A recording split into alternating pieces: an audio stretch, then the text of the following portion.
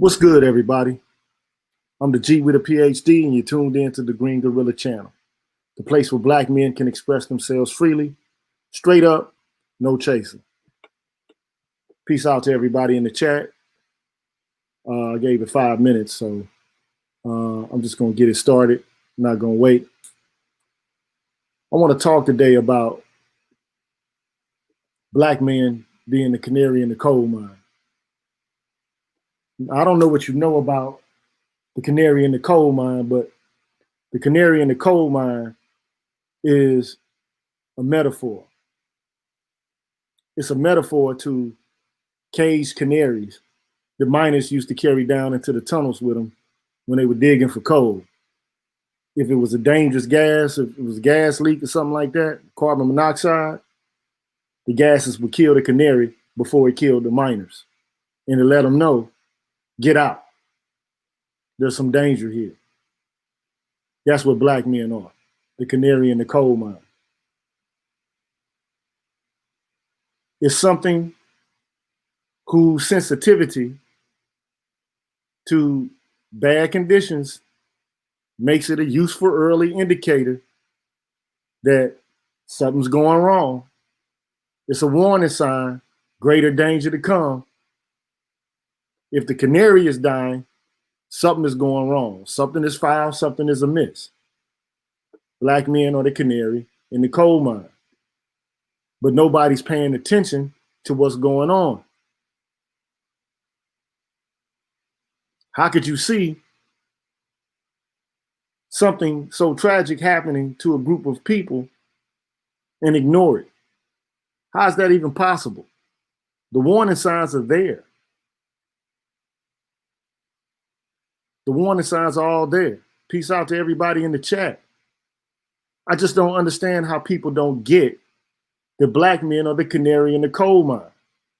It once used to be said that, and it was said by Martin Luther King Jr., that a threat to justice anywhere is a threat to justice everywhere. I don't think people understand the significance of that saying. A threat to justice anywhere is a threat to justice everywhere. Once you create policies, laws, acts, schemes to destroy one group of people, the chickens come home to roost. Once you set up policies to destroy us, once you set up policies to decenter, to marginalize, to push to the periphery our demographic, you are setting up the sow, you are sowing the seeds of your own discord. But people can't see it because it's fun to hit the man when he's down. It's easy to berate the man when he's down. But keep putting the man down, keep putting him down, and then turn around later and see what happens to yourself. See what happens to yourself. See, right now, I just want to let you know that there's an entire system set up, an entire scheme set up to benefit everybody but our demographic. Everybody but us, black men. We already know. The colonial project was a project in which the colonial powers, France, Spain, England, the French, the Portuguese, they came and found this place, this humongous landmass, and they killed a whole bunch of Native Americans. They didn't kill them all. They still exist here, but they exist as a hybridized people. All them Latinos, those are those people. They're the native people here, but they've been mixed in with Europeans. They speak Spanish. Spanish is a European language. Somebody needs to tell them. Somebody better talk to them. I was talking to some dude who considered himself to be a Latino. Oh, I'm a Latino. I said, oh, well, okay, well, you speak Latin? Do you know what Latin comes from? Are you aware of what the Latin language comes from? It's the official language of Rome. So you compare yourself, you identify with genetically and genealogically to Rome? No, I don't identify with Rome because you know Rome is in Europe. You are aware of that, right? And you speak what's called a Romance language. Spanish is a Romance language. It means that it descends from the language of Rome. So you related to Caesars and Giuliani's and Lombardis, though, that's who you related to. So you speak a slave language just like African Americans speak a slave language.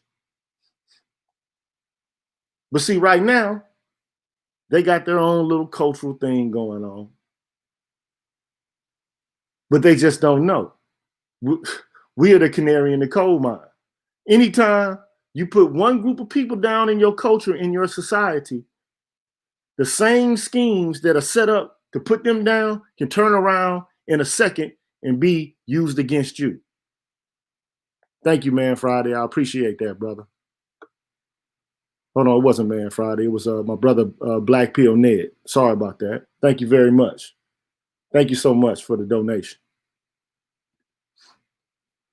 So what I want to do is alert people to the fact that this canary in the coal mine phenomenon that everybody is neglecting to look at is having a humongous impact, not on just us, but our children. The kids are the ones that suffer the most from our lack of enfranchisement. It's the kids that suffer. We all know when the man is not around and these kids are raised by single women, the kids are more likely to be high school dropouts. They're more likely to be addicted to drugs. They're more likely to be in contact with the criminal justice system. They're more likely to be depressed, to perform poorly in school. But no matter. Don't pay attention to the canary in the coal mine. Don't pay attention to it. There's no need to pay attention to it. You know why? Because some people want to be recognized. Some people want to be seen. You see, Black men are perceived as privileged. You know why we're perceived as privileged? In virtue of the fact that we're men. We're privileged because we have a phallus. We're privileged because we have testicles. We're privileged.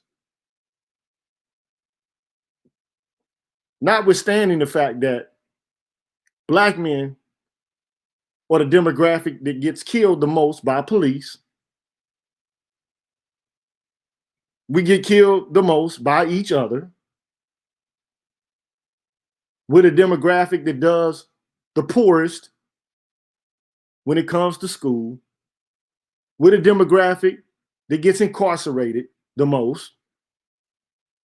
Every demographic that you can see a sign that something is going wrong, something is awry, we're that demographic. We are that demographic. Is it just us? Is it something fundamentally flawed about us? I don't think so.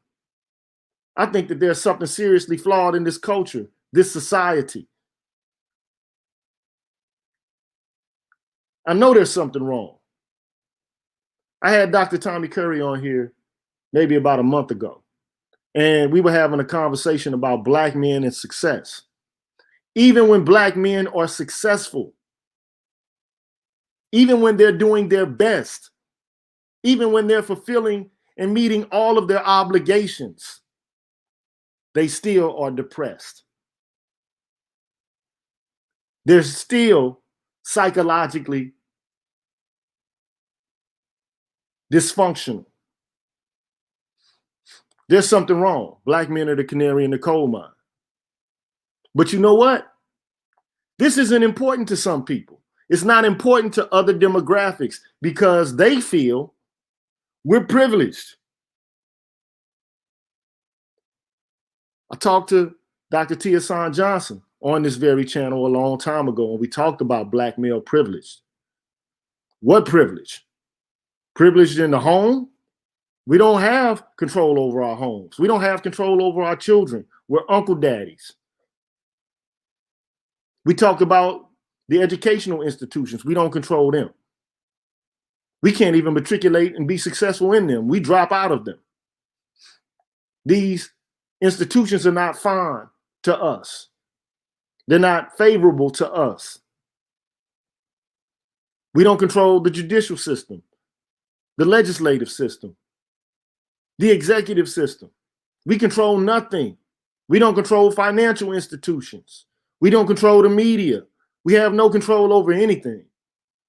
But yet we're privileged. I guess because we can urinate standing up. We're privileged.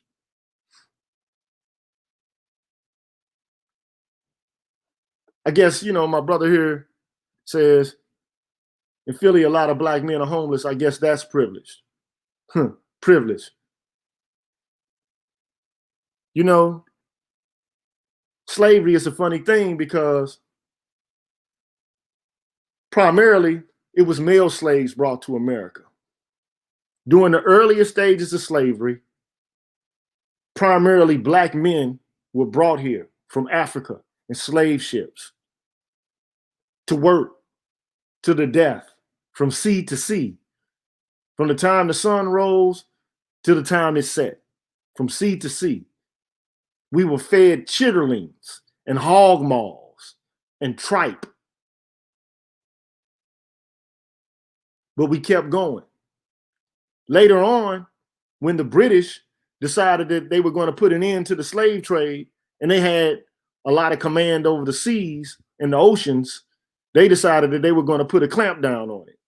And when they did that, a lot of slavers decided that let's bring a whole bunch of women over here so we can create breeding farms. And they did that.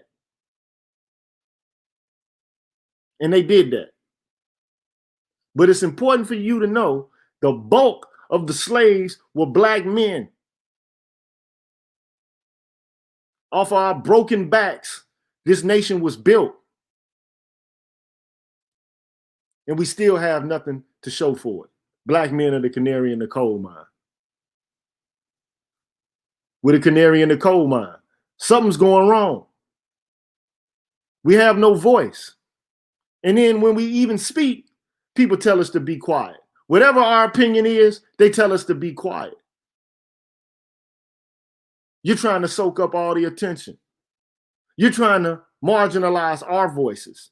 We're not seen. We want to be recognized.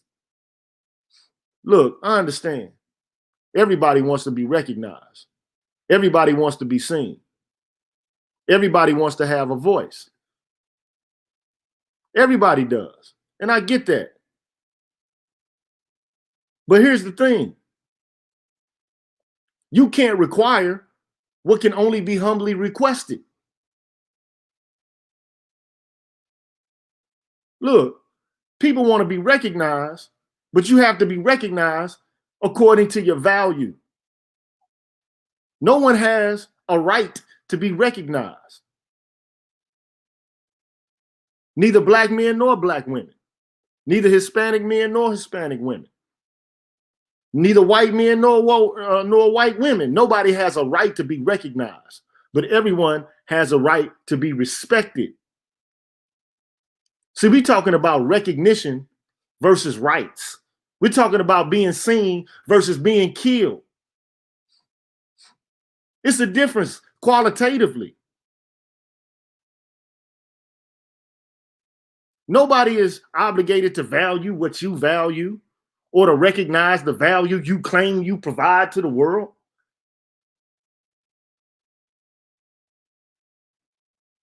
You may think you deserve to be recognized or seen,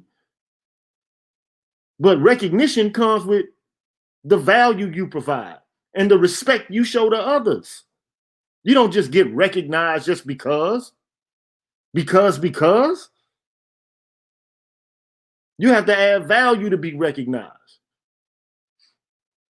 I swear to God, today on my Facebook page, I had a black woman basically tell me off because I said something she didn't like.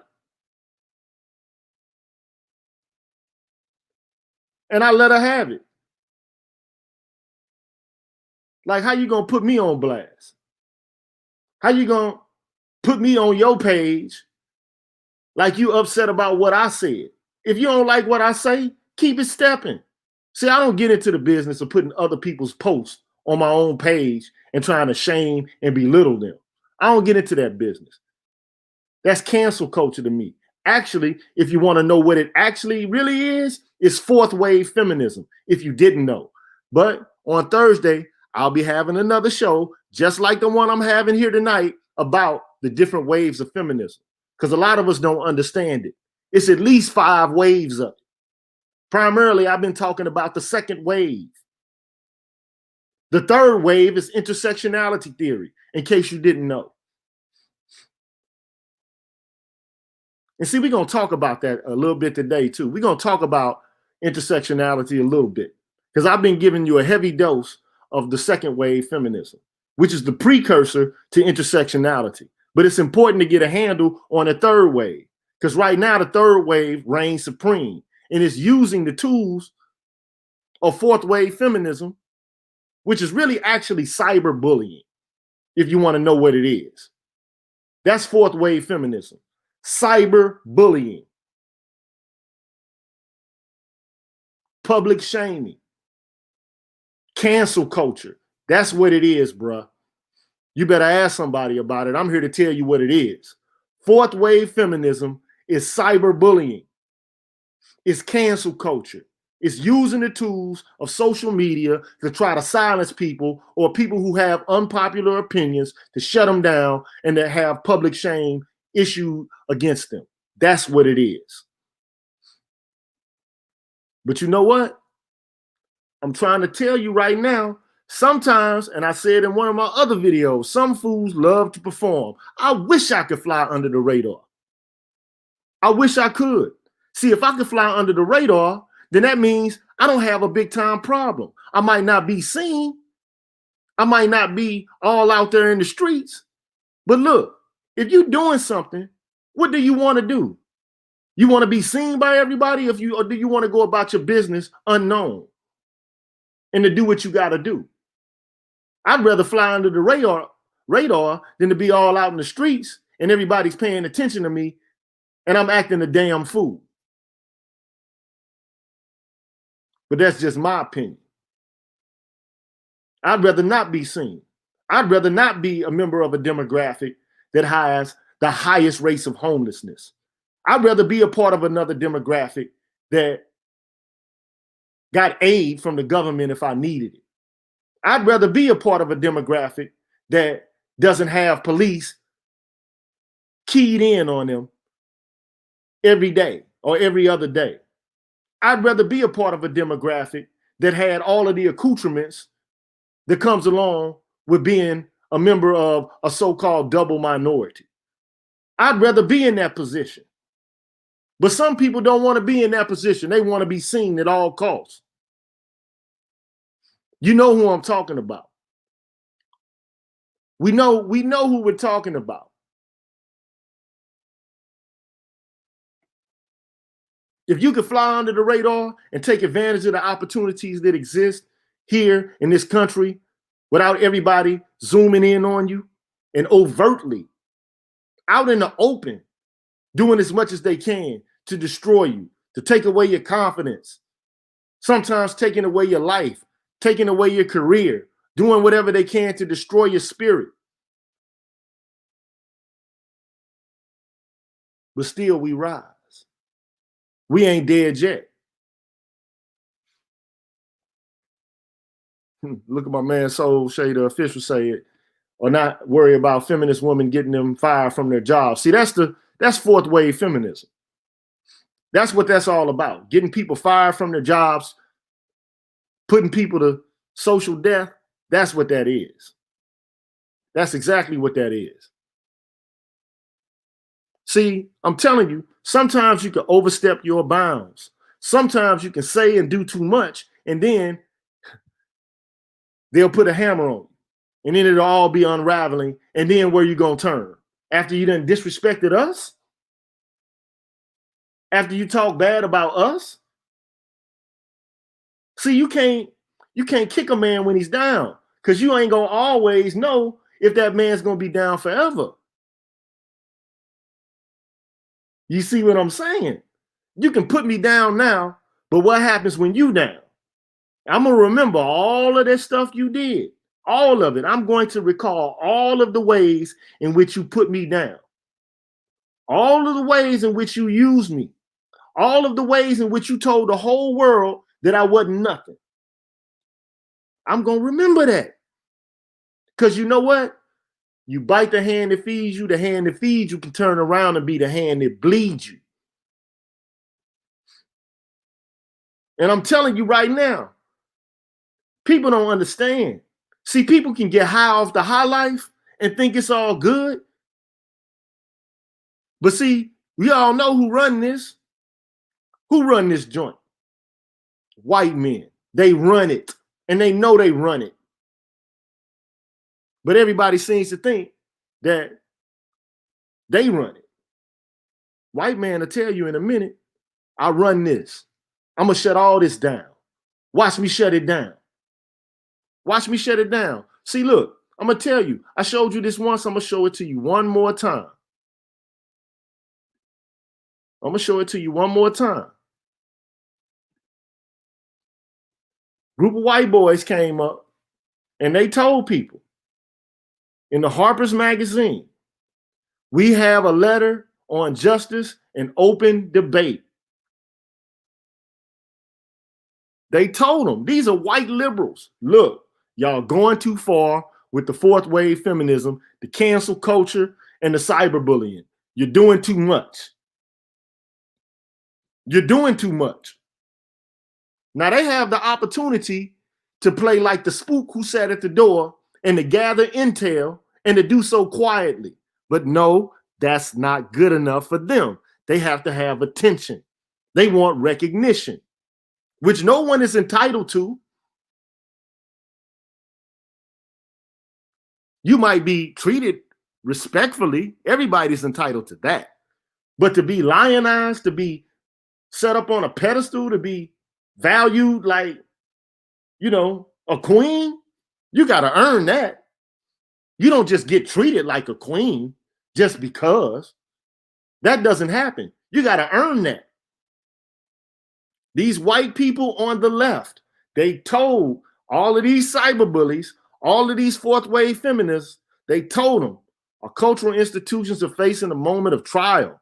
There's powerful protests going on, leading to overdue demands for police reform, blah, blah, blah, along with wider calls for greater equality and inclusion across our society in higher education, journalism, philanthropy, the arts, so on and so on. But this needed reckoning has also intensified a new set of moral attitudes and political commitments that tend to weaken our norms of open debate and toleration of differences in favor of ideological conformity. Then they go on to talk about Donald Trump and his racism, which is really basically lip service to how they need to rally around putting him down. But they're telling the people on the left, the radicals, the cyberbullies, the free exchange of information and ideas is the lifeblood of a liberal society. It's daily becoming more constricted. While we have come to expect this on the right, it's also happening in our own culture on the left. An intolerance for opposing views, a vogue for public shaming and ostracism, the tendency to dissolve complex policy issues with a blinding moral certainty. They say we uphold the value of a robust and even caustic counter speech from all quarters. But it's now all too common to hear calls for swift and severe retribution in response to perceived transgressions of speech and thought. They're doing too much. Too much is being done. And black men have caught this. Black men have been dealing with this. Black men have been dealing with these issues. They've been shutting us down. But when you try to shut the white liberals down, they letting you know you're overstepping your bounds. You're doing too much. But you know what? They told them, and then guess what ended up happening? Guess what ended up happening?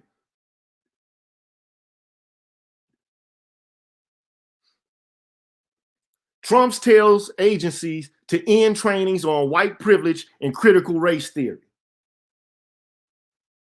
The Trump administration has instructed federal agencies to end racial sensitivity trainings that address topics like white privilege and critical race theory, calling them divisive, anti-American propaganda. In a letter to federal agencies Friday, the director of the Office of Management and Budget said the president recently became aware of the racial sensitivity programs, which encourage frank conversations about race in the workplace and discuss potential actions to combat systemic racism.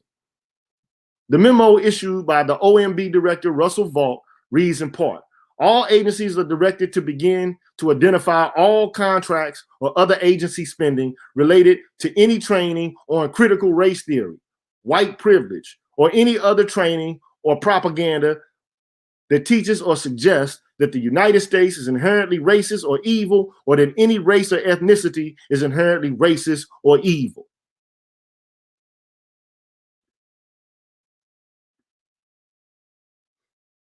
They come in to shut it down. They come in to shut this down. And he might not have said anything about women, but I'm guaranteeing you, who's at the forefront of the critical race theories at these universities? It ain't black men. We don't even have a voice. As soon as we say something, we get shut down. As soon as we begin to talk about issues that are germane to our experience, we get told to shut down. It's the same kind of cyberbullying that these people in Harper's Magazine talked about when they told them, look, we need to cancel this cancel culture. You need to be open-minded. You need to hear other voices. Nope. And see, this backlash is about to happen. Let Trump become the president again. He's about to shut all this down. He's going to shut it down. And guess what happens when it gets shut down? All them jobs, all this entitlement, all this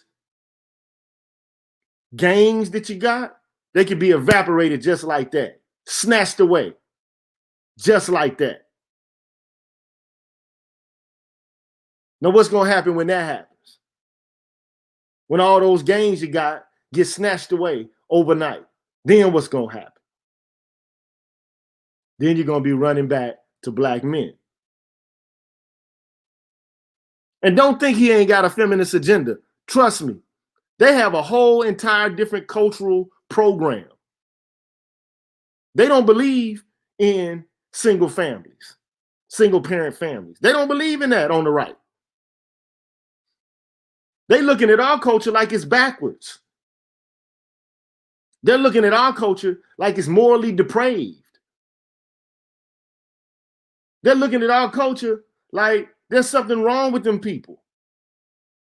And everybody's just feeding into it, normalizing it, making it out to be something that actually is normal, when it actually is not. It's not normal. It's not normal for children to grow up not knowing who their fathers are or to not have respect for their fathers. That's not normal. And what other cultures does that happen?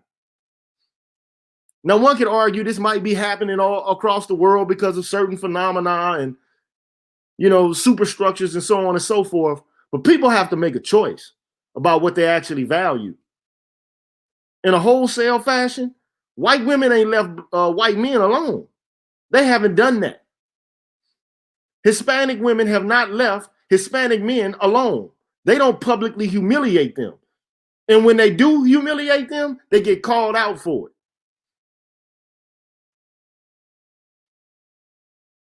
That girl, Tommy Lauren, went off on white men. Then she had to clean that up. She had to come back and clean it up. You think any black women coming back and cleaning up what they saying about us? Not at all. They're basking in the glory.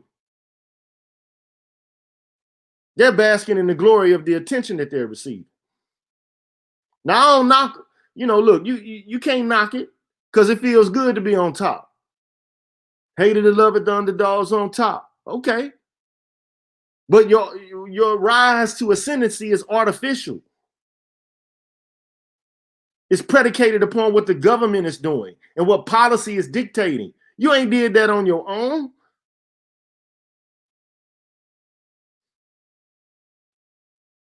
You ain't done that on your own. You ain't did it on your own. But I can tell you how they think. I'm telling you how they think. I'm telling you how they think. They think that they're disadvantaged because they have multiple subordinate group identities. That's what they think. There's an article written by a woman by the name of Valerie Purdy Vaughns, and she wrote it with a white man named Richard Ibach. They're intersectional feminists, both the white man and the black women. They're intersectional feminists. And they came up with a hypothesis that if you possess multiple subordinate group identities, the person who has them is rendered invisible relative to those with a single subordinate group identity. And they say that there's an androcentric, ethnocentric, and heterocentric ideology that's run amok in the United States. And it's causing people who have multiple subordinate group identities to be defined as non-prototypical members of their respective identity groups. And then they say, because people with these multiple subordinate group identities don't fit the prototypes of their respective identity groups, they will experience what is called intersectional invisibility. That's what they think. That's what they say. Intersectional invisibility. So their whole aim, their whole goal is to be recognized. So they say that because they, especially African-American woman, the African-American woman doesn't fit in with the prototype, they got this intersectional invisibility thing going on.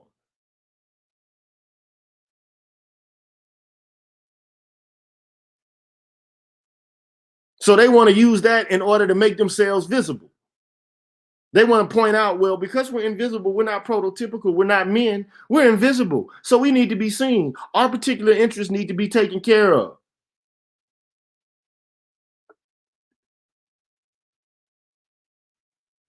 Thank you, Brother Ned. I appreciate the contribution. Force Windu, I also appreciate the contribution. See, I'm not here to talk about relationships with women. How can you get a woman? All that. Look, you got to go out there and get it how you live. That's not my concern. If you've been having problems getting women, you're going to stay having problems. But man, we live in a country, man, where the women are out of control. Disrespectful, combative, aggressive, masculine. It's off the chain. Off the chain, man. But I want to talk about what they feel makes them invisible. What makes them feel invisible? What makes them feel invisible, man? Now, the first thing they say is that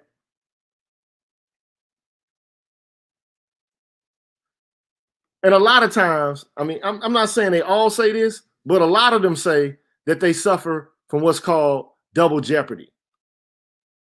So according to this hypothesis, minority women suffer the effects of both the gender and ethnic prejudice in their society. Then they go on to say they got things like third jeopardy based on class, and they got a fourth jeopardy based on their sexual orientation. But this is all nothing more than the Combahee River Collective. That's all this is. Sexism, classism, racism, and heteronormativity. So that's the first model, right? The additive model.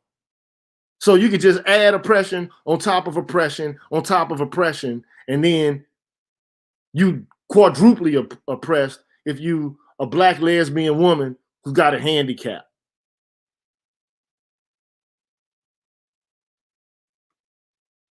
But then they got another model besides the additive model called the interactive model. So the interactive model basically says that each of a person's subordinate identities interact in some kind of synergistic way, that they experience all of these identities as one, and they contend with discrimination as a multiply marginalized other, whatever that means. I don't even know what that means. A synergistic model. All at once, I guess. It's just a quadruple form of oppression bearing down on their backs. Now look, we've talked about this over and over and over again, that as it relates to men, especially black men, there's something called social dominance theory. And social dominance theory put forth the notion of the subordinate male target hypothesis. And it claims that subordinate men are the focus of oppression primarily that's of an overt kind. It causes to experience direct prejudice and discrimination than subordinate women. Societies are structured as group-based hierarchies. So you get conflict and oppression, racism, sexism, nationalism, all that. But within these hierarchical systems, dominant groups have a disproportionate share of the economic resources and social and cultural capital, while subordinate groups suffer from stigma, prejudice, and discrimination. Social dominance theory emphasizes three different types of social hierarchy. You got age-based hierarchies, gender-based hierarchies, and what they call arbitrary set hierarchies. So in an age-based hierarchy, you got adults, they're dominant to children. In a gender-based hierarchy, the men are dominant over the women. And an arbitrary set hierarchy is one where the dominant groups set up something like an ethnic or religious kind of prejudice, and they use that in order to control resources over the subordinate group. Now, one assumption of this, right, subordinate male target hypothesis, is the notion that arbitrary set hierarchies are the product of competition among men over access to material and symbolic resources.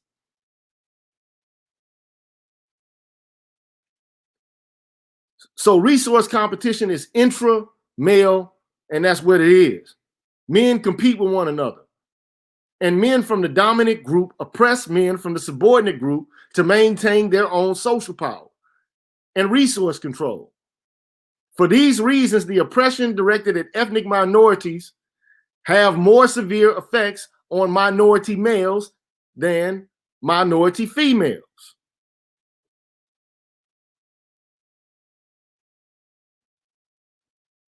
Yes, minority women are the target to some degree, but it's mostly men that are the target of the subordinate dominance hierarchy. They're the target. Black men. Who suffers the most? See, I don't want to get into a pissing contest over who suffered the most, who suffers the greatest. But come on, man, we're dying. We're getting killed. And while our dead bodies are lying in the street, people are walking over that pile of bodies and asking the press, well, what about us? What about the way we are rendered invisible? What about the ways that nobody acknowledges us? Now, if I was in a position where I wasn't getting killed the most, I'd probably sit my ass down. But that's just me. I would probably sit on down.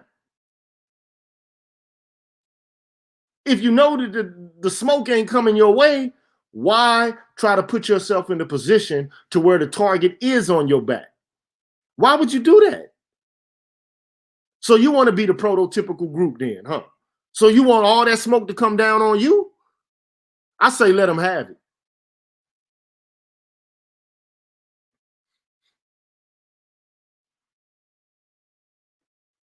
I say let them have it.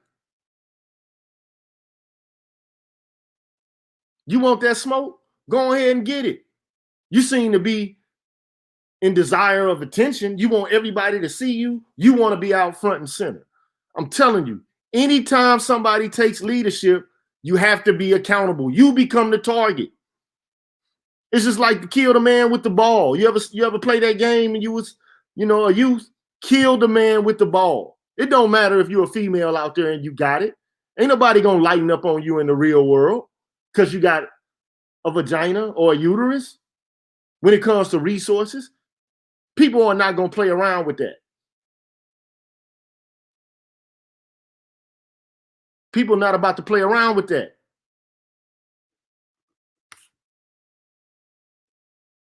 But you want to be out front though, huh? So the difference though between intersectionality theory and the subordinate male target hypothesis is that the social dominance researchers basically they have evidence, empirical evidence, and they have it from across a different set of domains. I mean, a whole host of domains and cultures that support their thesis that men bear the brunt of discrimination targeted at subordinate, arbitrary set groups on the lines of race and on the dimensions of religion. I mean, they went over.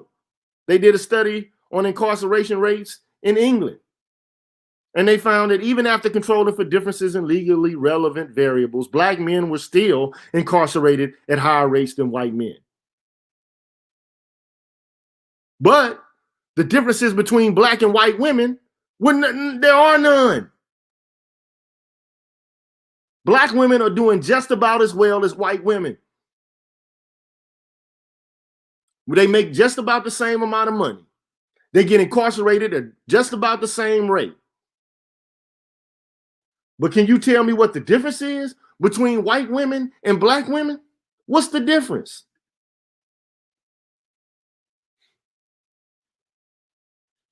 See, I'm beginning to believe that a lot of these women think that they're white. A lot of our women think they're white. I mean, they have a similar lifestyle as these women. But see, Black men are the canary in the coal mine. If you want to start comparing and contrasting how well we're doing in relation to how they're doing, we can't be compared to them. Black men are the canary in the coal mine. You can't compare Black men to Black women.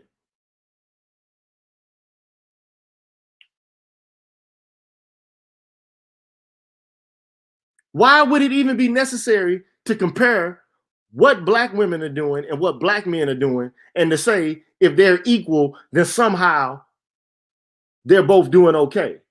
If Black men were at the equal rate of success of white men, then you could say they're doing okay. That's how you would know Black men are being given a fair shake. If they're just as successful as white men, if they have the same rates of incarceration as white men, if they had the same amount of wealth as white men, if they had the same political status as white men. Because we're men, we're not women. We can't be compared and contrasted with women. Y'all don't hear me though. So while they're bucking up against us throughout the entire culture, we're being compared to them.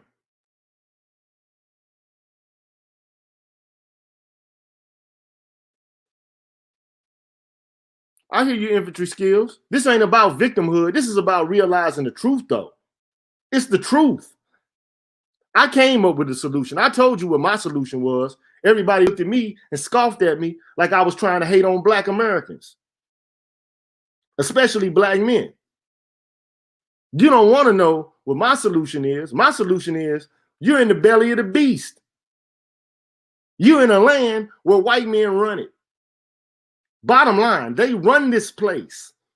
They have control over this place. You think they're going to give it up? Will they give it up?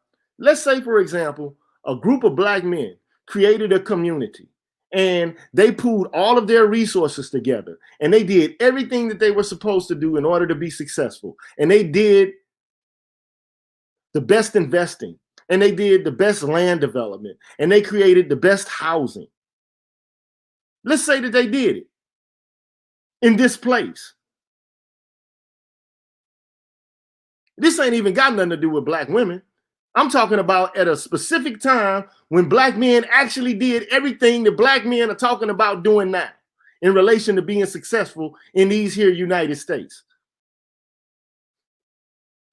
What happened when it was done? What happened when it was done?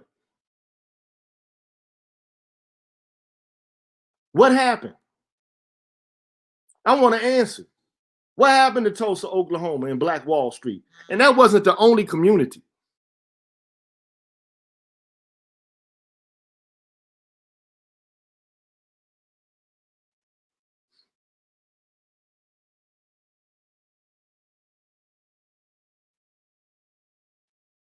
That wasn't the only community.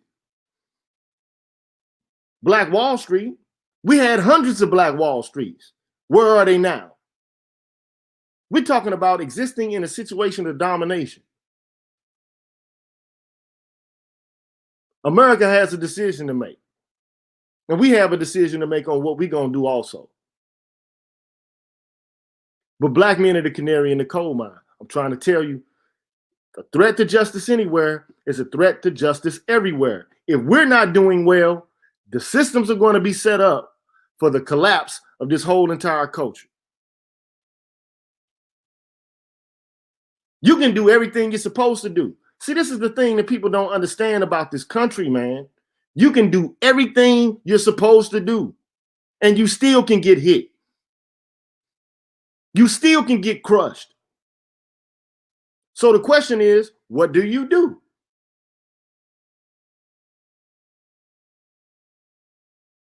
What do you do? We're between a rock and a hard place. It would be nice to have the help of our women, but they consider us to be oppressors and rapists and abusers. So where do we turn? I'm just trying to give you information about it. We are the canary in the coal mine. It's some danger coming. It's reaching a fever pitch. It's not slowing down.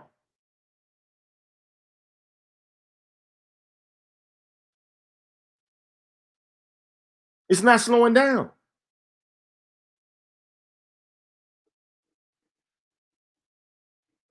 This is what they're arguing about, though. This is what our women are arguing about.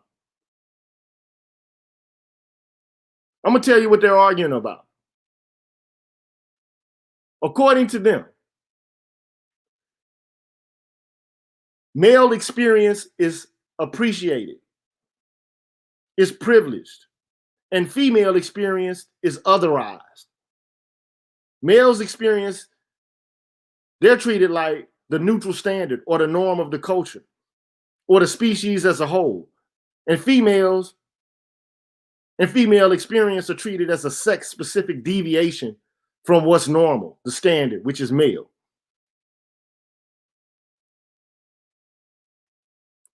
That's what they're saying. They say that they're rendered invisible. They're not able to fully be recognized. They're distorted. The characteristics have to be made to fit in to other frameworks and prototypes. So gay men, minority women, white lesbian women are example of people who have these intersecting subordinate identities. They tend to be marginal members within marginalized groups. That's how they see it. This gives them what they call social invisibility. Now, as far as I'm concerned, to me, that's advantage right there. But to them, it's oppression.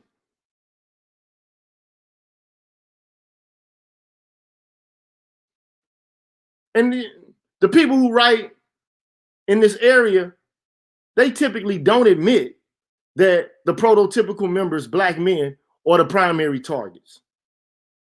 But here, in this article, you at least get the admission. The direct targets. What would you rather be? Somebody who's invisible, somebody who's barely seen, or somebody who is openly and directly targeted for violence? Which would you rather be? I just don't understand what we don't understand about this. I don't get it. I'm still confused about it. I'm at a loss to understand it.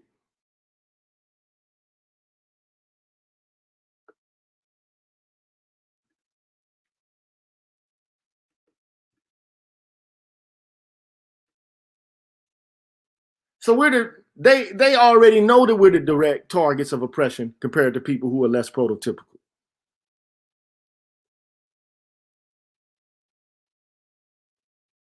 They already know it. But then they want to reinterpret that as the outcome of the non-prototypicality of subordinate females.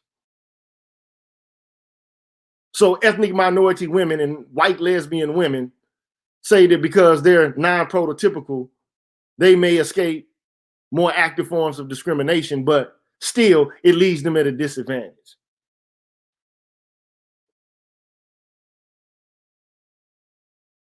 So they feel like they're erased from history.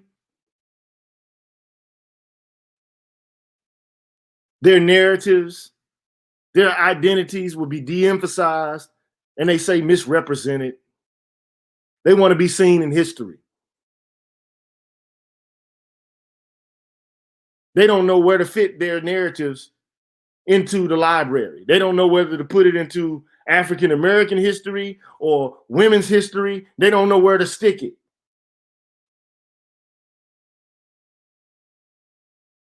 But they need to be front and center.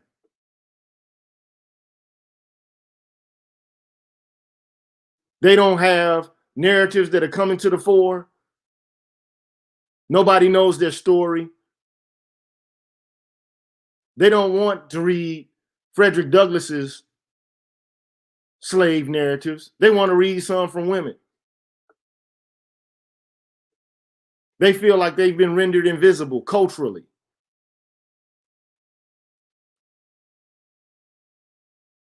They want some cultural visibility because there's a failure to capture their distinctive experiences as Black women or white gay men or white lesbian feminists.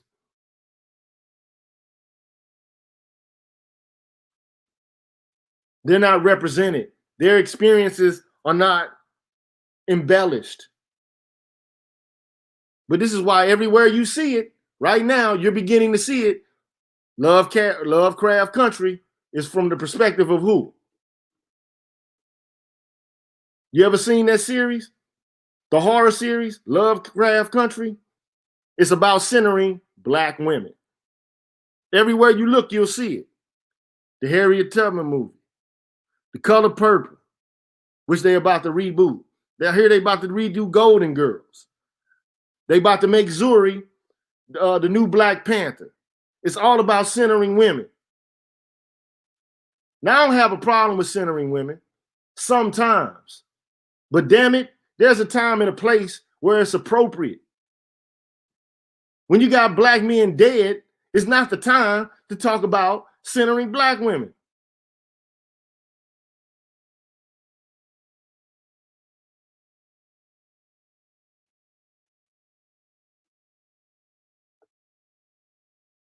I'm just saying, I don't have a problem with Black women getting some shine and some attention, but come on now, it's a time and a place for attention. Just imagine this. When Emmett Till and his mother came to the public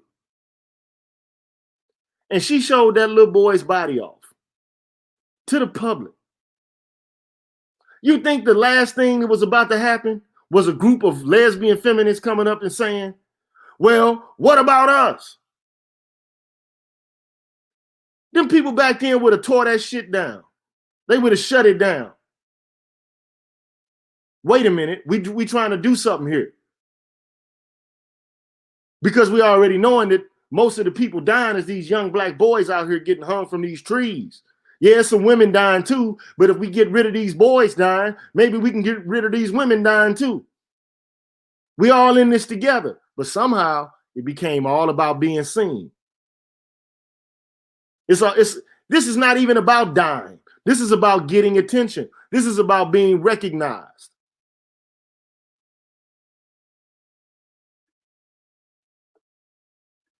This is about being recognized. They say that they're politically invisible. So they say they're being neglected by not being included into the issues that predominantly affect people with their kind of identities. And look, let me just say this, man. I don't have a problem with women being heard. But in the course of them trying to be heard, they done shut us down. And that's not right. You can shut us down to some degree, but you can't shut us all the way out. So that's why you're starting to see this backlash. You don't need permission to speak. Even though people will try to silence you and shut you down, you do not need permission to speak.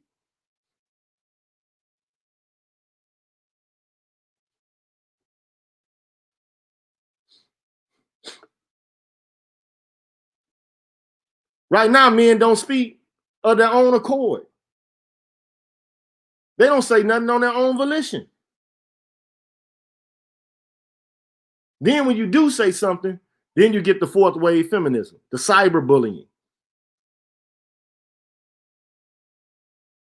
They try to shame you and take away your job.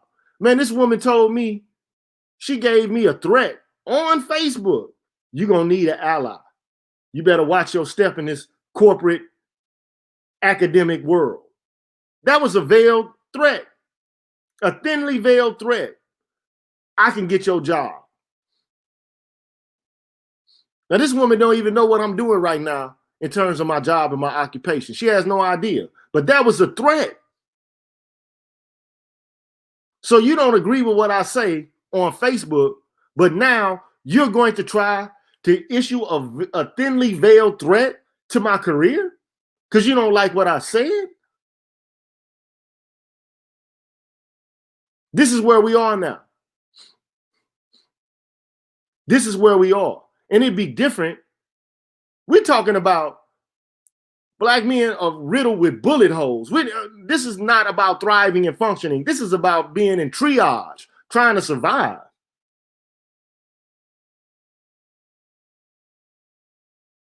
This is about trying to survive. This is your head underwater.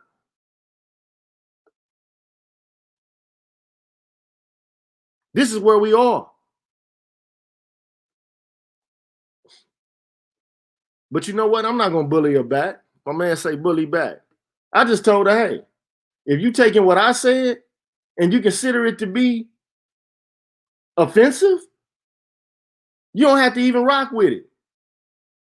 But you ain't going to come on my page and disrespect me.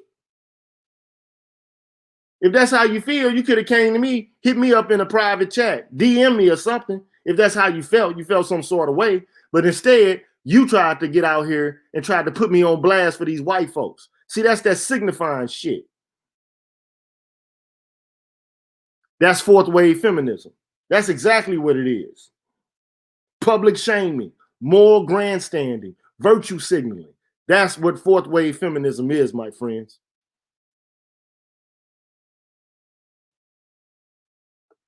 That's what this is. You better understand it. On Thursday, I'm going to give you a lesson on it. I'm not going to really be rambling then. I'm going to show you slides and everything. dealing with these different ways, giving you historical analysis so that you can know it. See, black men are being subjected to a strategy they don't even know exists. I'm here to help expose it so that you can know it when you see it, be able to identify it, dismantle it, break it down, and have a counter strategy for it.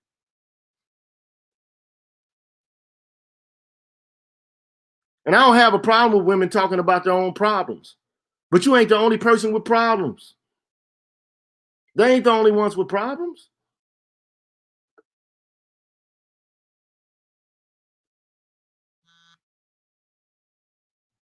I know it's a lot of brothers watching the games right now, but we got to get on task with this, man.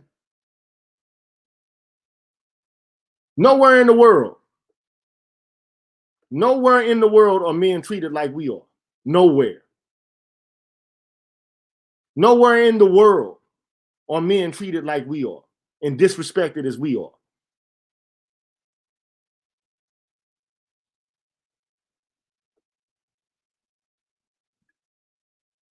So they don't want to be politically invisible.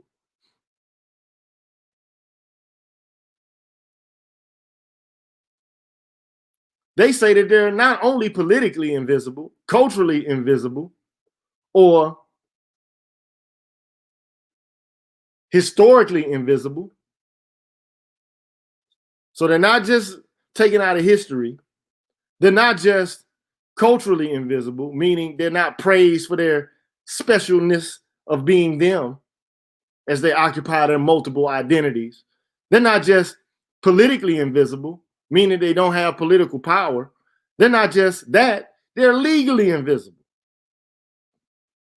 They're saying that a person with multiple subordinate group identities are legally invisible because the courts can't understand if they need to be treated like blacks or like women.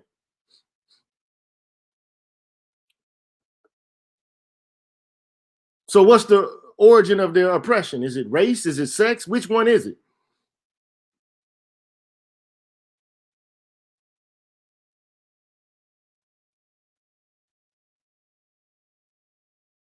So that's what we're working with right now.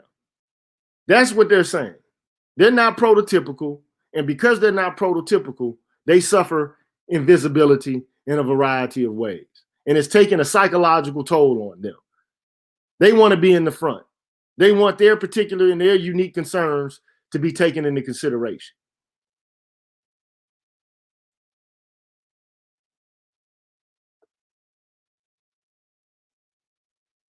That's what they want.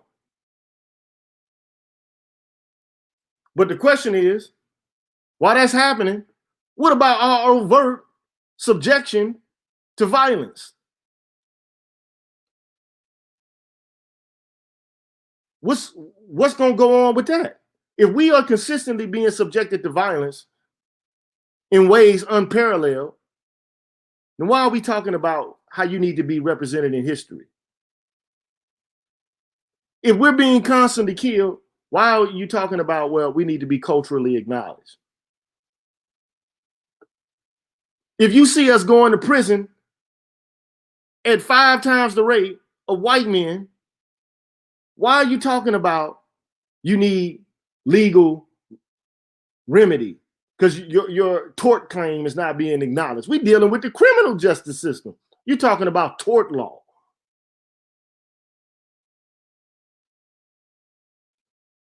You're talking about having cultural capital when we have absolutely none. When is it going to give?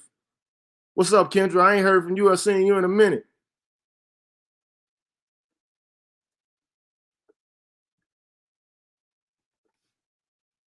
Please support the channel, man. You know, I'm out here struggling, man, doing this work. And I'm just trying to help you. And also, what I would like to let y'all know is I'm doing this video series that's not talking about anything related to black politics, but in the end, it will have a connection to it. It's a series I'm doing on the philosophy of science. And I think you need to understand it because a lot of the work that we're doing here is empirically based. And if you want to have some understanding of empirical knowledge and arguments predicated upon the methodology of science, well, then you need to understand what that method is. And you need to understand his strengths and his weaknesses. I'm offering it to you.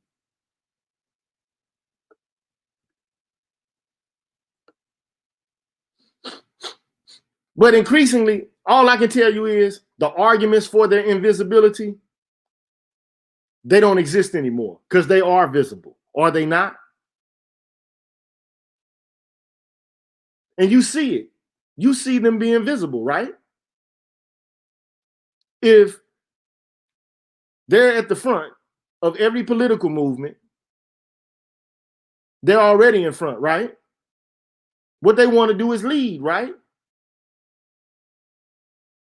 They want to lead, right?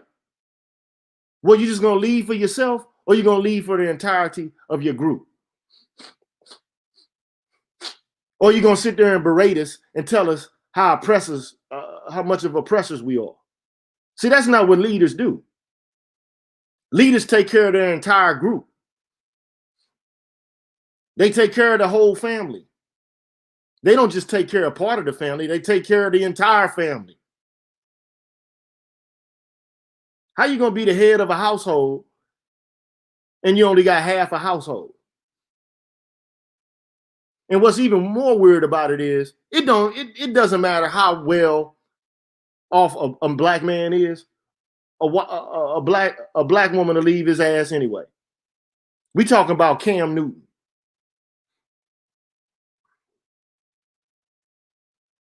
It doesn't matter how well off you are, how educated you are, how much money you got. We talking about Steve Harvey. It doesn't matter how much you've achieved, you still would get publicly disrespected. Recently, you had Michelle Obama basically talk about how there were so many times when she just wanted to throw him out of the window. You ever heard Barbara Bush say anything about George Bush like that anywhere in the public ever? Ever. You ever hear about Hillary Clinton saying something derogatory about Bill Clinton in the public? Ever? Ever?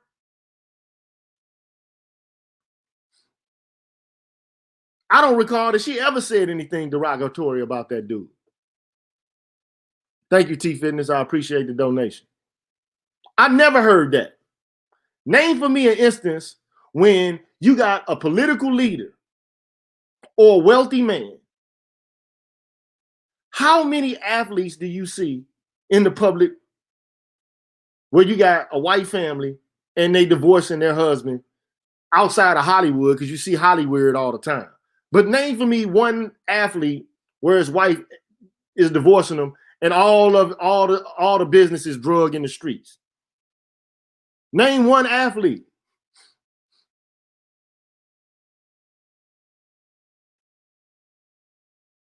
You don't see it. I haven't seen it. Please show me, give me some examples.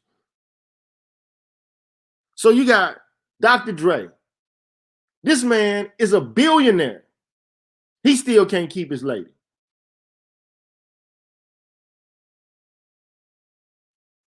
He can't keep his wife.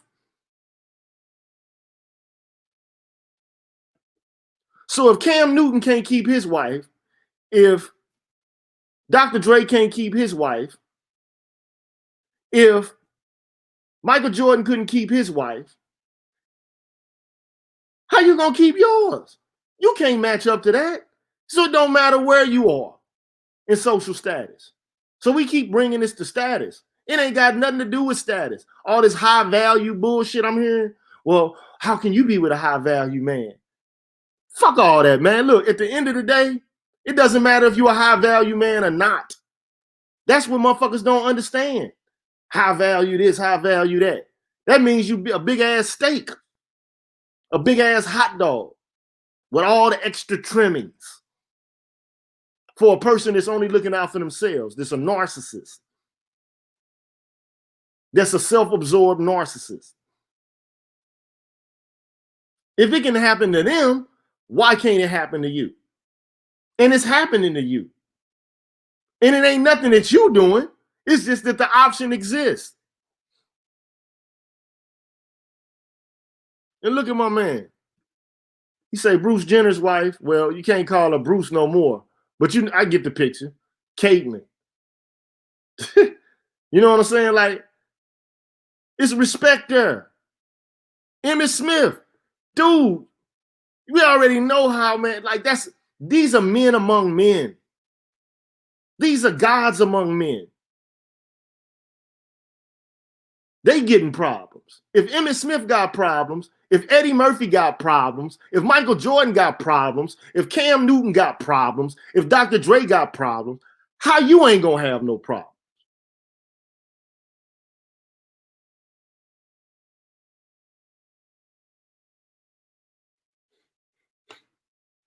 I want to see which man listen to this podcast is alpha like one of them dudes. Because I know I ain't on them dudes level. I ain't on no Dr. Dre level. I'm not on Emmitt Smith level. But they can get it. If they can get it, you know you can get it. Thank you, Truth. If they can get it, you can get it. So right now we are in an impasse, man. I don't know what to do. All I can do is tell you to walk lightly, tread lightly. You're no longer important. You're obsolete. That's what they say. And then they say, well, you know, I got game. I can hold mine down. You can, I guess. I guess you can. But it don't matter how high value you are. You can have the highest value. You can give a woman anything. She has no more financial desire. Then I guess she's going to start singing the Jennifer Lopez song, My Love Don't Cost a Thing. Then go out and F around with the pool guy. That's the kind of life you living right now. That's the kind of values this culture has right now. This is what women's liberation is about. Being able to leave your ass and to take half of your assets. I tried to tell you, less than 150 years ago, men had absolute control over the family. If the woman got divorced, the kids went to the man, not the woman. Now everything is flip-flop. Now you got Cardi B arguing with Candace Owens, and they talking about dry ass pussy and wet ass pussy. That's where the political conversation is right now amongst these two women, some of the most popular black women in the culture, and they having a conversation about who got dry or wet pussy. This is what we have to look forward to in relation to politics amongst black women. I'm just saying. I ain't trying to knock them all, but I'm saying, come on now. That's where we going with this?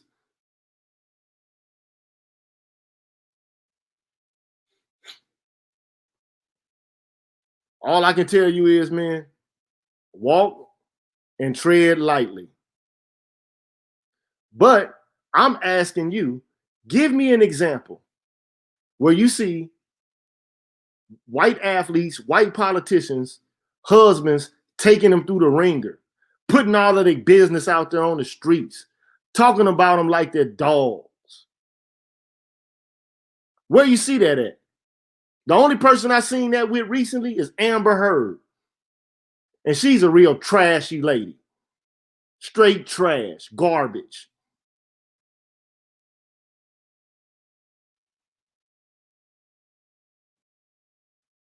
And you know what's messed up about this?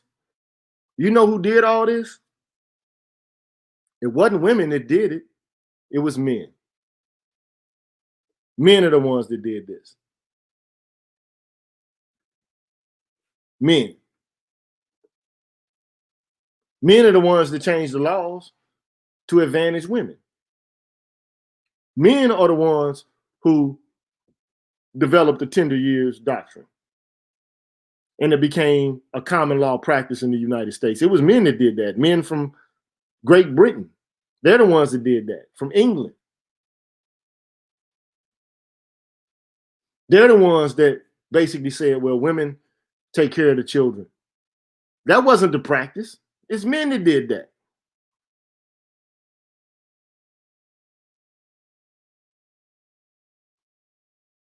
Men are the ones that did this. And men are the ones who still in a culture and in a society where women have the same capacity to go out and get jobs. In fact, they can get a job better than you can. A woman can go out and get a job easier than you can. And you know that's true. Because they're going to get hired through a diversity hire. Because they're going to fit one or more of the diversity hire objectives. If they're a woman, they're going to fit into that. And then if they're black, they're going to fit into that category. If they're gay, they're going to get into that category. That's a trifecta. And you're right, though. It wasn't men that did it. It was white men that did it. They are the ones who put forth the entire scheme that we have right now.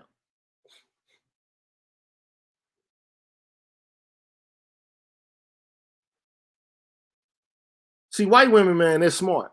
You're right. White women are smart.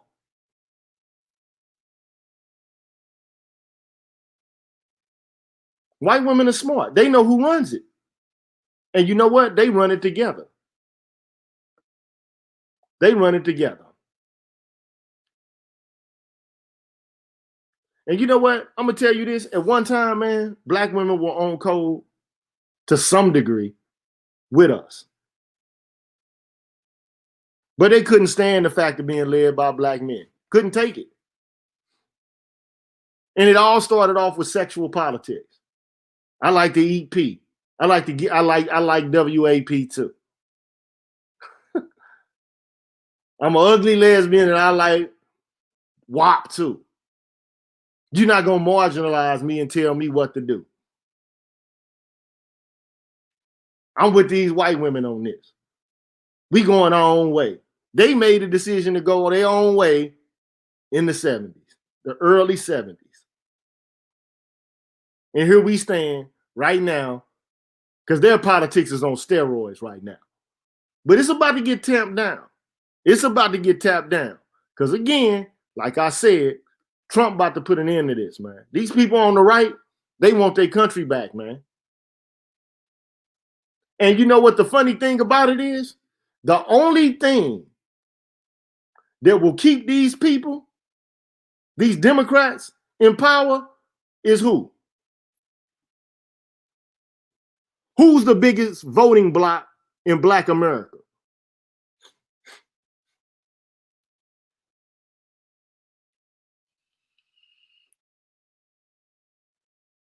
Who's the biggest voting bloc? Nope. Actually, who can throw a monkey wrench in the system quicker than anybody can in the Black community? I say no to black women. Nope. Because you already know what they're going to do. You already know what they're going to do. You already know what direction they're going to lean in. Their vote is already sold. Bam. Black men. If black men say, ain't no Democrats getting in unless we get what we want. Unless you pay attention to our politics, you'll never see any of your people get into these places. We are the gatekeepers. We're the ones that run it. We can shut it all down if we want to.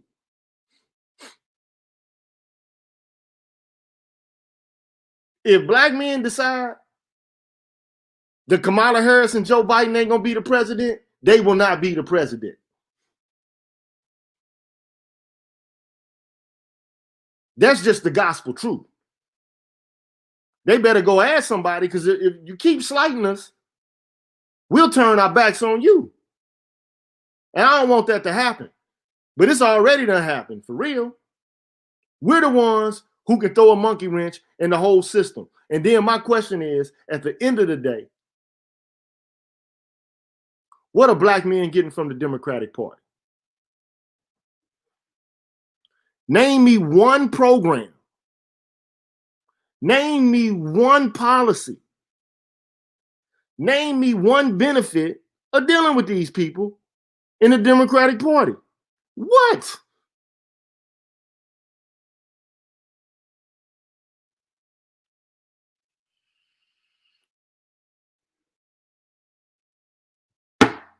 What is the Democratic Party doing for black men? What? Name me one policy. One. Name me one policy that's benefiting black men from the Democratic Party, specifically for them.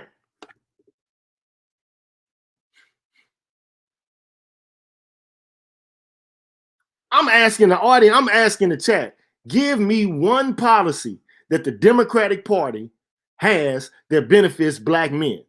Just black men.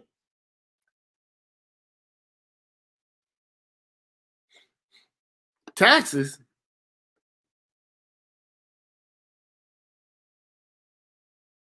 How so?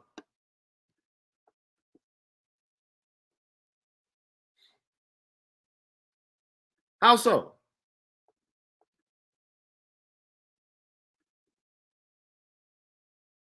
I'm gonna open it up, man. The last 30 minutes, I'm gonna open it up. Anybody got something to say, they can come on in and speak their piece.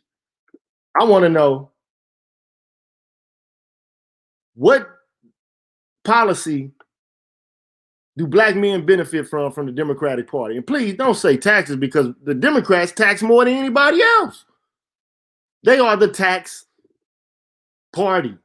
That's what they do. Tax, tax, tax. And don't none of that tax come back to your pockets. You don't get child earned income tax credit. You don't get Section 8 and WIC vouchers and housing assistance. I mean, you do to a small degree, but for real, how many, I asked this the last show, how many dudes do you know that you ever seen with a house on Section 8 that live by itself?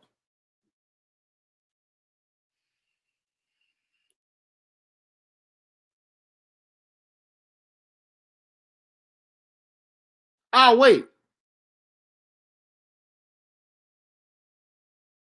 Black men ain't getting nothing from the Dems, man. Nothing. And if they ain't getting nothing, what should we vote with them for? Why should we ride with them? Why should we ride with them? Sensei 7th, what's good, my brother? Welcome to the stream. Oos to the G with the PhD. Now what's good? I wanted to label some things we did get, but they ain't benefits. Okay. yeah. Talk to me, bro. Talk to me. So let's look at the BLM, right? What did they get? They got a whole bunch of, emboldened same-sex marriage and laws put in place for them. What did black boys get? Black boys got the school to prison pipeline program, very unofficial program, but it works very well. Shout outs to your girl, Kamala Harris. She made it right again. Let's see what else. And you were right about the Section 8 vouchers, right? Because some of the requirements for a single household, for a single black man, you have to be severely below the poverty line, right? And it has to be what they call a special case in order. And so have you ever been to like these benefits agencies and seen who works there? Well, yeah, I have, and I work in these communities, low and moderate income communities. Who works in those places, brother? It's a whole lot of heavy set black women, really. And then when you get to those who are in charge, who you're meeting with, the person you got to meet with, the skin tone gets a lot fairer, if you know what I mean. So those who are the gatekeepers and the front runners of the programs are heavy set black women, and they are very, very unruly. It's just like the DMV. Man, when you go to the DMV for any inquiry, who's sitting in the front? You got the heavy set black woman in the front with an attitude. Man, I went to go get something corrected on my license, right? And the way they put my name, they put my middle name and my first name together. I have two middle names. The black woman's telling me, well, no, that's just how it is. You're wrong. I'm like, you're telling me about my name. And then after I spoke with the supervisor, she, listen to the language. She, not he, but she, white woman, was like, that is strange. And I'm like, yeah, I understand that it's strange. But the black woman was so vexed that I corrected her on my name. Hey, man, let me tell you something. I've seen these places. I've gone there. Look, the mother of my first child, my baby mama, one of those places, man.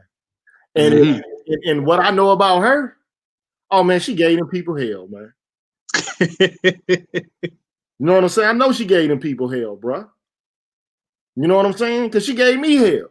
Right. Had to be my way or the highway. If it ain't my way, you don't get to see the kid. Right. Well, you know what I'm saying? Yeah. For black men, we need to have a level of agency on what it is that we want, minus the ego tripping, because we have some ideas in this space, some very good ideas and thought process.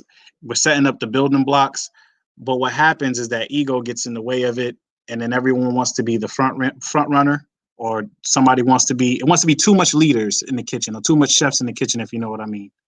You saying in the manosphere is too many leaders?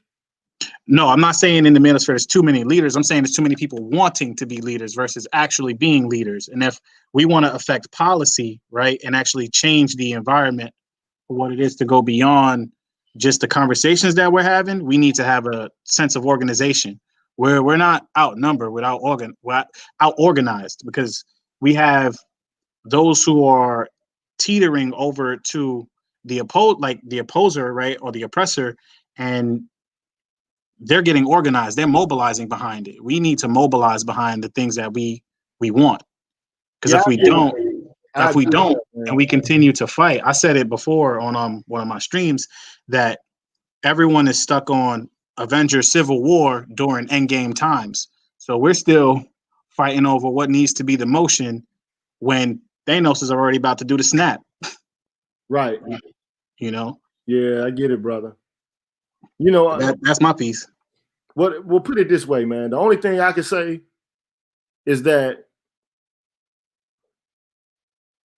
black men usually haven't been the organizers that we used to be since the 70s, man.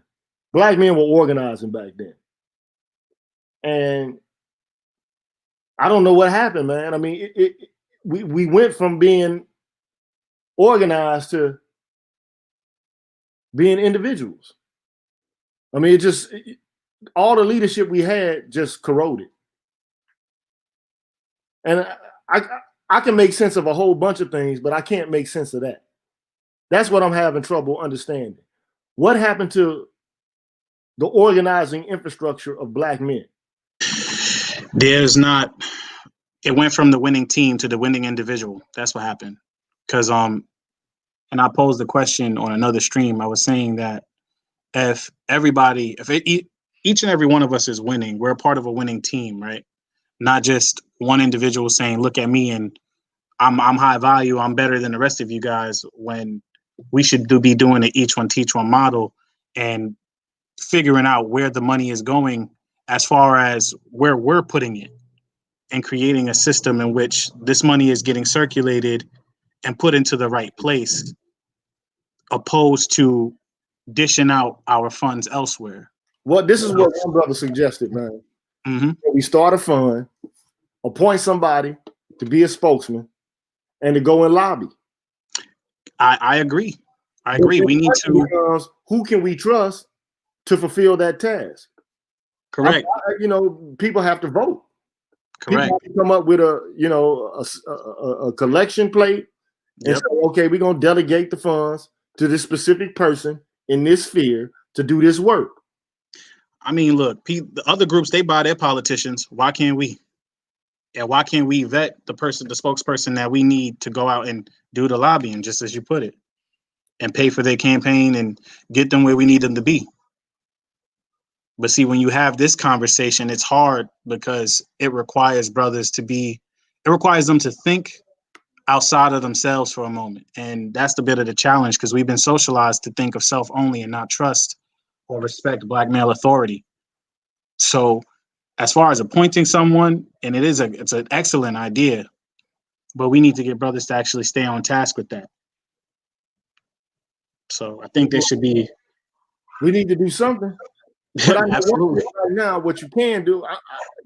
I hate for it to come down to this point, but if the Democratic Party isn't doing anything for black men, they don't want to listen to black men. The first thing they say when we're dead or killed on the street or when we're suffering is, okay, well, we got to put up P Valley women and shit, the trans women and the strippers and shit. Like, if that's the only answer, then we got a problem. That's a problem for me. I'm just telling you right now, I got a problem with that. If we got to put up everybody else, like black men are like 20 million, black males there are 20 million of us, man. If our voice is not heard in our community, then I say, man, shut it down. You don't get what you want, or we don't give something we want. Correct. You just don't get it. You get nothing. Correct. And the solution is it's a very multi-level, because there's a lot of factors that go into this, solving these dilemmas that we're facing.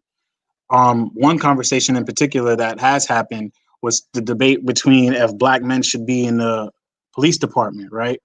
Don't go to the police department. But if black men were in the police department, you would actually gain control over your community, and you'll be able to control or monitor what's going on in said community. As long as you, again, stay on code and stay on task. It's the ability to, as I was saying, mobilize, but now I'm applying more context to it, because I know it could sound a little random, and it is not going to be solved over just one stream or a paragraph on YouTube. There's a lot of steps that go into it, but it's finding brothers that are willing to make the necessary steps and move forward. And it does start from the youth, because they're the future, right? We could talk about this 10 ways to Sunday as older gentlemen. I'm a young millennial, right? And I'm going to be one of the dudes that are next up. But if I fear that if I don't have enough people in my age bracket that want to see the change that I do, then we're going to have to count on the Z's. And if the Z's aren't getting prepped with anything, it's just like, what's the point anyway? Where are we going to be? And on the flip side, there's that, what's the word I'm looking for? I'm not sure if I could call it optimism, because you have a lot of brothers that are having this generational wealth discussion, but they're not even talking about having children. They're talking about having surrogates, or they don't want children, but they want generational wealth, and they want to be the first millionaire or billionaires in their family. And then it's like one generation and then done, one and done generation kind of thing. And that's also detrimental to us as a collective. So I just want to say, for the greater audience watching, this is something that cannot be solved over a stream. I'm making this very clear. I don't have all the answers. I'm a young dude. I am providing suggestions. Well, how old are you? I'm 26. I'm 26. So you are young, man. And so, you're like half my age. And so what I can suggest, man, is that, the most change that comes politically comes from the youth. They have the energy, they have the fortitude, they have the attitude. Right. And, you might not have all of the knowledge, but you got the energy, to be the spokespersons. Especially if you're articulate, and you are. And it seems like you have the right political orientation for this collective. Right. So the question is, how can we get behind the youth? And how can we start siphoning off resources? But we don't want, like, the one thing that we don't need is another Umar Johnson or Tariq Nasheed, some damn tomfoolery. And but there are some older guys, who like scholars and things of that nature, who I think might fit this profile. But the question is, time to actually do it. You know what I'm saying? So there's some. If it's possible to put together an event, one particularly off the YouTube space, one where we could come together and actually like congregate on this, if you will, right? That would be a step in the right direction, because I think it defeats the purpose to get on a political, like pretty much a public platform like this one, and go over plans, but it sounds great for those who are viewing, right, for their viewing pleasure, but it also gives the enemy opportunity to prepare a countermeasure or contingency plan in case, even if they don't think you can do it, it'll still be on the back of their minds, and they'll prepare for if you do what you say you were going to do. So I think that needs to be something that could happen or should happen. Okay, I understand. I get it. But hey, man, that sounds like some good ideas, man. It's something to to take into consideration, brother. Um, I know it's it's rough to organize nowadays, man, because people are so disconnected. It seems like the only way people actually want to connect is through social media, as opposed to actually doing face-to-face sit-downs and hammering out policy, or hammering out, because it's difficult to get men on one accord. It just is, but it's not impossible. Correct.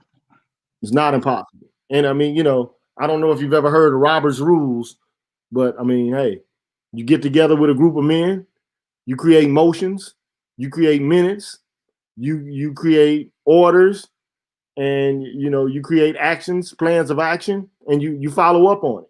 That's how meetings are held. Correct. I mean, look, I got an introduction to the corporate space. So I'm thinking about it like that. Like, if we're looking at politics in its entirety, the corporate world is a perfect way to look at it. If you ever worked like a corporate job, how they get together and have a meeting called like all hands meetings, right? Where every department gets together and they talk about all of the goals that they met. They call them deliverables, right? So they talk about these deliverables and what they want to accomplish within a set time frame, usually in the near future, and what they're going to do, what each department is going to do to reaching that ultimate goal. So I think what we need is a structure, as we're talking about this, a structured, like, we have a goal already, right? But we need a structure behind it and a sense of organization and people that are willing to stay on code, and finding a way to incentivize it, even though the incentive is a greater outcome for us. But I know a lot of men most of us want that immediate incentive versus the long term. They're not thinking of the long term effects. They're thinking of the now. So we have to get past the mindset of thinking of the now and thinking about the long term.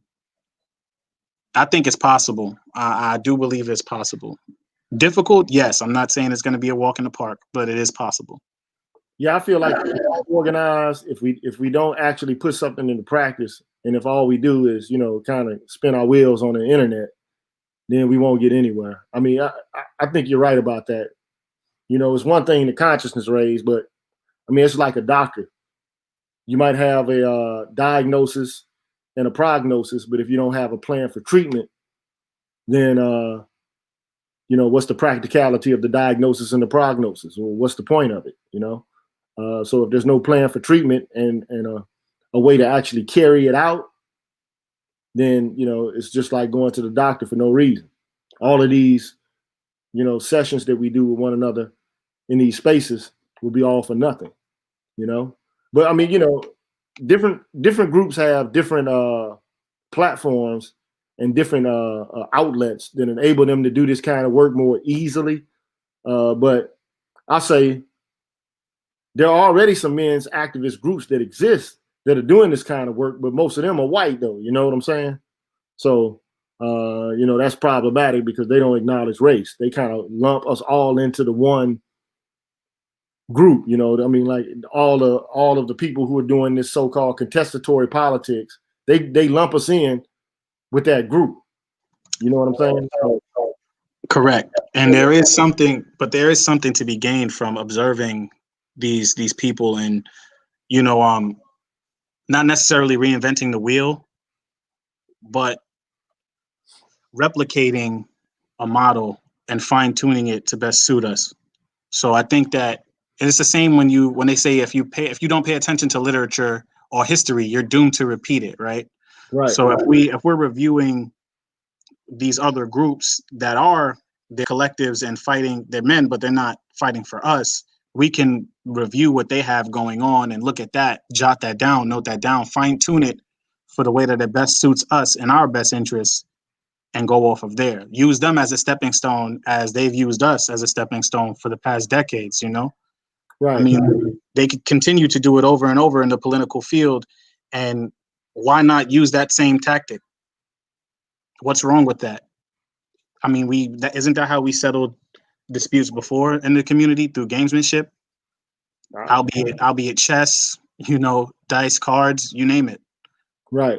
Why not use that same tactic and win? It's a competition, right? Yeah, I hear you, brother. I hear you. We're the only ones I feel like right now that actually have some insight into how to actually save the Black community. I think everybody else is just on their own. They're only worried about their own immediate gratification.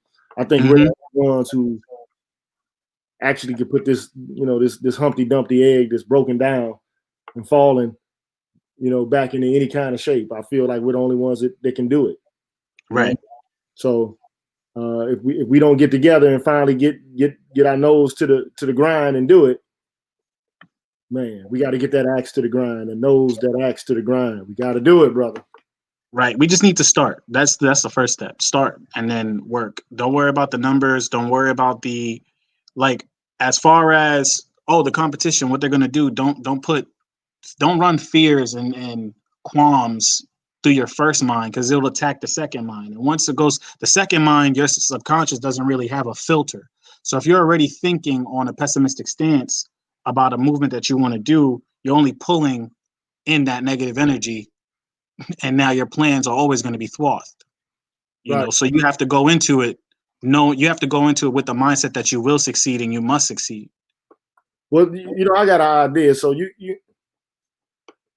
if brothers wanted to, we could have physical meetings in 3 different locations at the same time. Absolutely, we can. In the West, on the West. So I don't know where you hail from.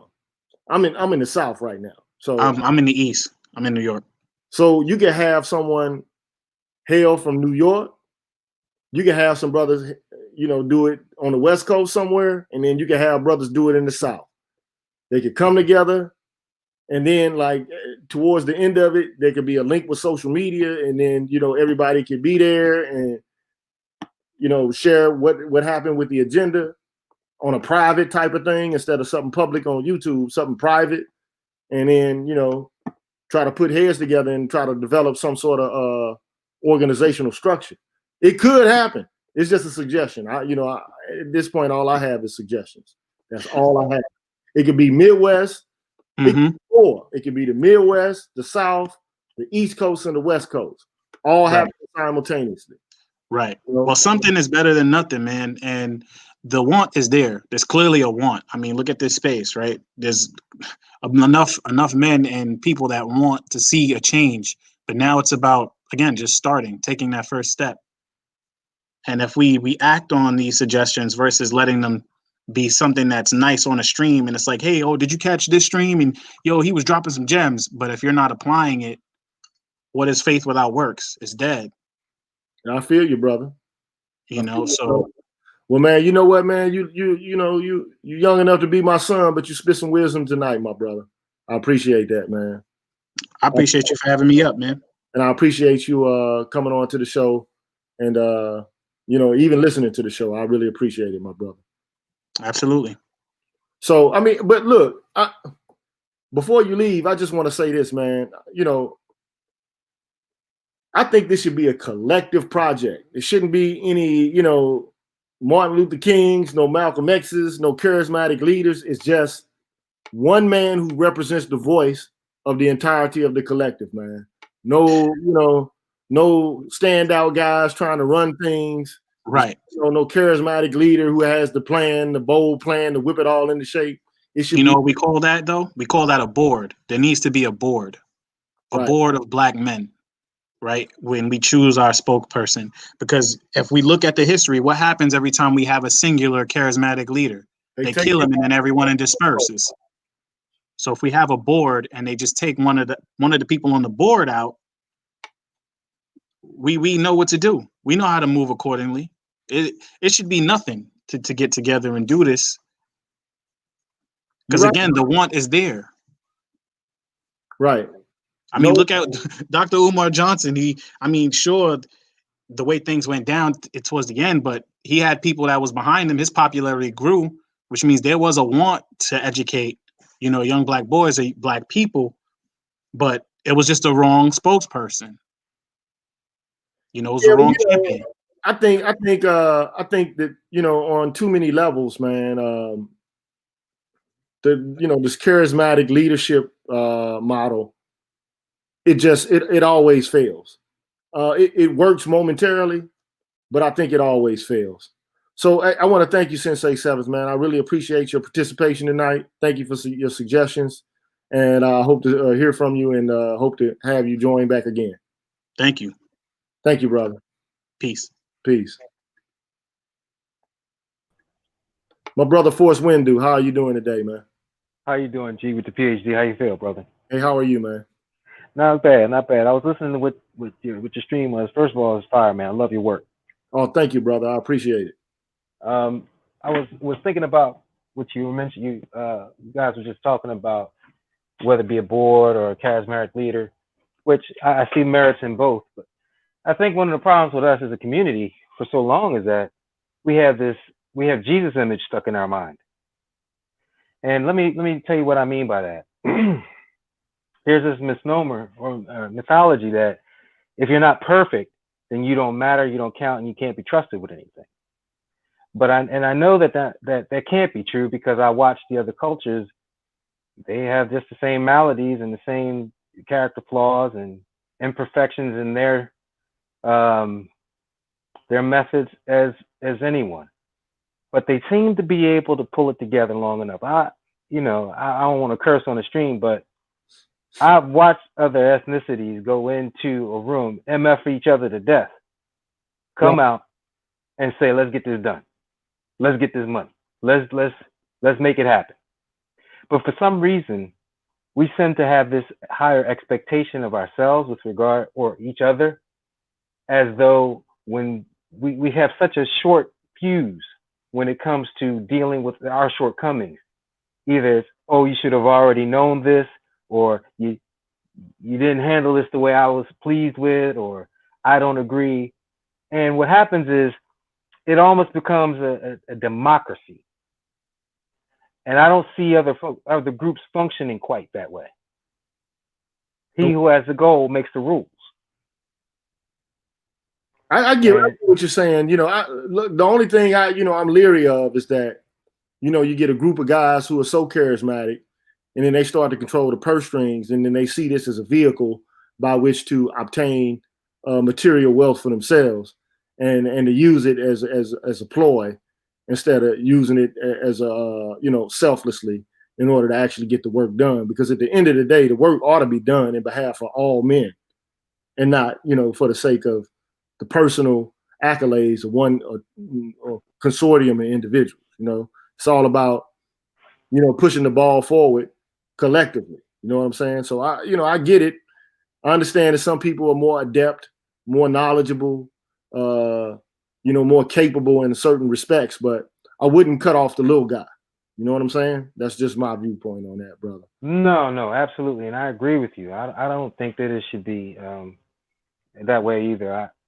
Certainly you want everyone that is involved, that has a stake or a dog in that fight, to have a voice. What I mean, go ahead. But I mean, like there's a system of checks and balances in this government. There could be a system of checks and balances where nobody has the purse or access to the purse by themselves. It could be a conglomerate of guys who don't really all know each other like that, who, are watching over each other's shoulders and being meticulous because they have to be, because they'll be held accountable and responsible. Like if we start, or we can give it to an attorney or get an accountant, and until the group, decides that that's where the money goes, then it doesn't go anywhere until there's some official vote or policy that's recommended by the entirety of the group and decides that's where it goes. Then the accountant, who's a third party, will then handle the disbursement of the funds. That way, nobody I'm just coming up with ideas, brother. But the whole point is we need to start doing something, because right now we're hemorrhaging, bro. So what you're talking about right now, is a benevolent trust. Okay. That makes sense to me. As long as it's a third party that nobody you know, that nobody could, you know, destroy or mess up the funds. If the funds can be secured and until an official decision is made, those funds don't go to anything but official business, then that would be optimal. You know what I'm saying? Not to say we can't trust each other, but I mean, until men begin to actually see, because it's one thing to talk to a person online, and it's another thing to be in an association with a man and to know him and to deal with him on an interpersonal level. You see what I'm saying? Very true. So Very true. You know, there's a difference, man. But anyway, brother, I got somebody else here, man. I need to holler at. I got, brother. Hey, thank you very much for your you know, your contribution, brother. Thank you for having me up, and I can continue to support, brother. Stay safe. Thank you, man. Brother Randall, how you doing this evening, man? Welcome to the stream. How you doing? How you doing, G, with the PhD? I just wanted to just add on what he said. He's exactly right. At some level, you do need some. If you have the vision and you can garner the support, you do need some sort of central executive that can push those decisions. And just the biggest thing I'm worried about is getting co-opted, and like the past Black movements just enter, you know. Yeah, I get it, man. Intercepted, you know, co-opted, you know, diverted away from the original purpose and the plan. I mean, you got several OGs here in this space, though, man, who, you know, are well respected. I you know, I'm just a newbie, man. You know, but I mean, I got ideas, but I'm just a newbie myself, and I wouldn't claim to be able to take over the reins of the manosphere and to do my own work. I fall under the guidance of the OGs who've already done this work here. You know, so, but I believe I should have some voice. You know, I'm not the only voice, but you know, some voice. But I mean, there's already a lot of guys, man, who have a lot of good ideas and who are well respected and trusted in the space. And if they could, you know, be, you know, like the initial office holders, and they would be willing to do it, you know, that would be all for the good, all to the good. Absolutely. Oh, thank you, Keith Ford. I appreciate it, my brother. Yeah, that's all I wanted to add. But yeah, absolutely. Just make sure biggest thing is when it starts, you need to set the culture, define the goals. Yes, sir. I do realize that, man. And there's some brothers in the manosphere who've already written up platforms and programs. You know, it's about getting on what they've already done and finding out what they already have and combining that literature and defining, you know, whittling down those goals and come up with a 10-point plan or a 5-point plan. This is what we're going to do and how we're going to do it. And this is the money that we need in order to make it happen. You know, so because there's a new commission right now for Black men that the Congress just put into, you know, put into effect. You know, they just passed it, like a new commission for Black men.